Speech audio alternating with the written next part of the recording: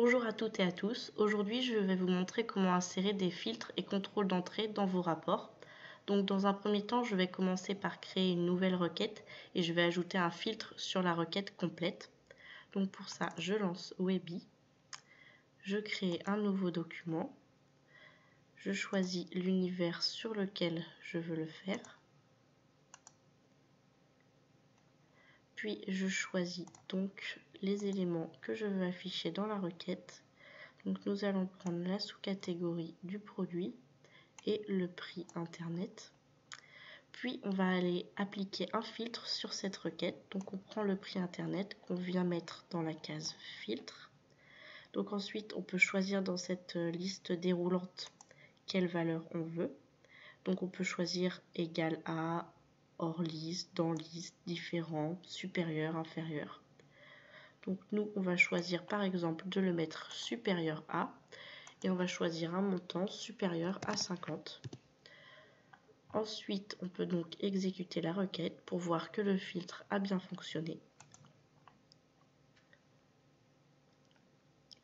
Et donc, on peut voir qu'on a bien les sous-catégories avec un prix internet supérieur à 50.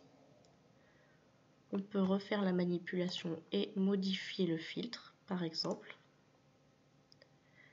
et le mettre inférieur à 50. On pourra voir que les sous-catégories vont être modifiées et donc on n'a plus que les sous-catégories avec des prix internet inférieurs à 50. Ensuite, si on veut filtrer toute la requête, si on veut pas filtrer toute la requête mais seulement une partie, on n'applique pas de filtre lors de la création mais dans la conception du rapport. Donc je vais vous ouvrir un rapport qui va permettre de vous montrer cet exemple. Donc c'est un état de la trésorerie. On peut voir qu'il y a deux éléments sur le rapport.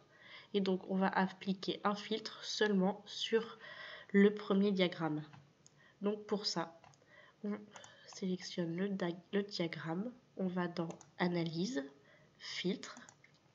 Donc on est bien sur le diagramme à courbe. On peut faire ajouter un filtre. Et par exemple, on va n'afficher que l'année 2013, comme ceci. Et donc on sélectionne l'année 2013 et on applique. Et donc on peut voir que le diagramme n'affiche plus que l'année 2013. On peut appliquer des filtres plus avancés. Par exemple, si on veut mettre plusieurs valeurs dans la liste, on sélectionne les années qu'on souhaite. Et le diagramme nous affiche plusieurs années. Et on peut également choisir d'appliquer des filtres un peu plus compliqués. Par exemple, si on veut filtrer sur l'année et le trimestre en même temps.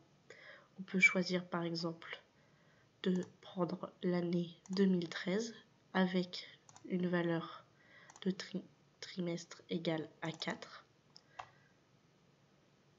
Et donc bien sûr, il faudra ne pas mettre ou mais et pour que le filtre combine les deux ensemble.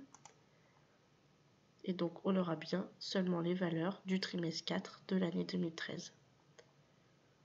On peut combiner encore plus nos filtres, par exemple.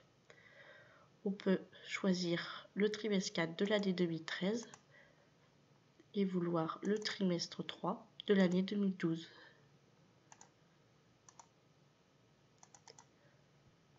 Et donc pour combiner l'année 2012 avec le trimestre 3, on fait comme ceci.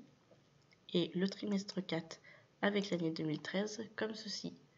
Donc on voit bien que l'année 2012 et le trimestre 3 sont combinés. L'année 2013 et le trimestre 4 sont combinés. Et donc il faut modifier ici et mettre un OU, puisque les quatre ensemble ne peuvent pas être combinés. Et donc on a bien le trimestre 3 de l'année 2012 et le trimestre 4 de l'année 2013. Donc ensuite, je vais vous montrer comment on ajoute un contrôle d'entrée sur votre rapport. Donc le contrôle d'entrée est un filtre qui sera choisi par l'utilisateur de la requête lorsqu'il l'ouvre. Donc je vais donc ouvrir un rapport qui s'y prêtera davantage pour vous montrer. Donc dans ce rapport, on a les différents coûts de production journaliers par sous-catégorie, mais on peut voir qu'il y a vraiment beaucoup de sous-catégories. Donc on va appliquer un contrôle d'entrée sur la catégorie. Comme ça, le rapport n'affichera plus que les sous-catégories appartenant à la catégorie souhaitée. Donc pour ceci, on va également dans Analyse, Contrôle d'entrée, définir le contrôle. Donc on choisit l'objet sur lequel on veut faire le contrôle d'entrée. Ici, la catégorie du produit. On choisit la façon dont ce sera affiché à l'utilisateur. Donc, boîte déroulante, case d'options, zone de liste. Donc, nous, on va choisir case d'options. Ici, on peut trouver le nom du contrôle d'entrée. On peut choisir si on peut, oui ou non, sélectionner toutes les valeurs. Puis, on peut cliquer sur Suivant. Et donc, à travers ce petit menu, on peut choisir sur quels éléments du rapport on applique le contrôle d'entrée. Donc nous, on va l'appliquer au tableau et à notre diagramme. Terminé. Et donc, on peut par exemple voir maintenant qu'on a les 4 catégories disponibles. Et lorsqu'on sélectionne une seule catégorie, notre tableau est beaucoup plus lisible et on a seulement les sous-catégories appartenant à la catégorie.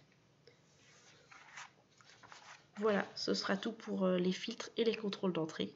Bonne journée!